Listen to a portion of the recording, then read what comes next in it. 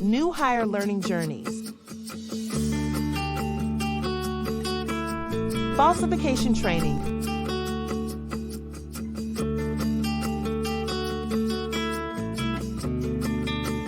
It should be well known that we have a zero-tolerance policy for conduct involving intentional dishonesty. It is important to ensure that all information on service tickets, inspection reports, and sales agreements is completely accurate. This includes any product used, the date and time the customer's property was serviced or inspected, findings and map drawings, details as to what service is being purchased, and the customer's signature, because inaccuracies can look like falsification of company records.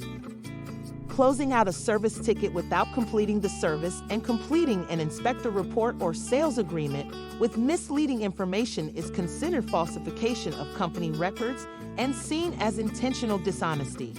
Initials, quarterly, and annual services charged the customer at that time the service ticket is marked completed. Many of those customers complain to the company, sometimes providing video evidence. While the extras do not charge the customer, they have requested it specifically because they have an issue, and those customers also often complain if they do not get the service they requested. When customers believe they were not treated fairly or see issues on their sales agreements, they typically complain to the company. Since our values are to deliver excellent service to every customer, we do not want to have complaints of this nature.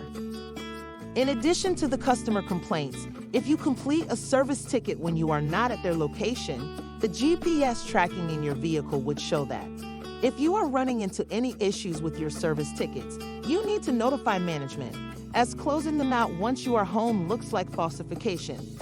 If you run into a situation where you cannot complete a service or inspection as planned for any reason, please make sure to reach out to management for guidance on how to proceed.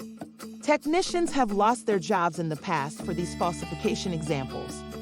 Completing service tickets without completing the work, as they thought it was better to do that than get missed stops. Opening a service ticket before arriving to be turned away by the customer and then closing it out anyway without completing any work. Opening and/or closing service tickets from another location than the customer property. Completing service tickets on one day, but doing the service on another day. Closing out service tickets with only part of the work completed and then asking for an extra to be scheduled to finish the work. And being clocked in when not working. Sales professionals have lost their jobs in the past for these falsification examples. Completing inspection reports without completing the inspection, as they thought it was better to do that than not having met the goal of daily appointments. Signing a sales agreement for a customer, which is considered forgery. Not including all details of inspection findings on the report, and including an intentionally misleading map on the inspection report. Managers have lost their jobs in the past for these falsification examples. Completing service tickets on the behalf of technicians without verifying the work has been completed. Instructing a technician to complete a service ticket after the customer turns them away asking to reschedule. And closing out service tickets with only part of the work completed and then scheduling an extra to be scheduled to finish the work after the end of the month, quarter, or year.